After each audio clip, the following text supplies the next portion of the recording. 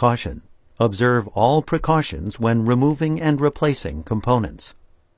Remove the base enclosure, battery, hard disk drive, RTC battery, card reader board, fan, system board, subwoofer, audio USB board, and DC-in power connector. Lift the wireless LAN antenna cable from the routing channel in the top cover. Pivot the top cover up. While supporting the top cover, remove the four 4mm P1 Phillips head screws, 2 in each hinge, that secure the display panel assembly to the top cover.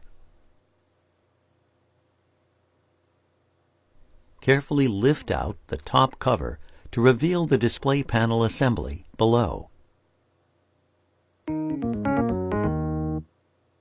With the hinges open, align the top cover with the screw holes in the hinges.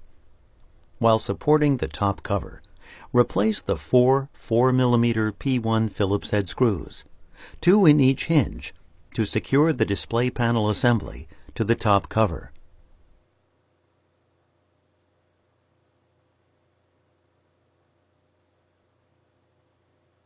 Pivot the top cover down.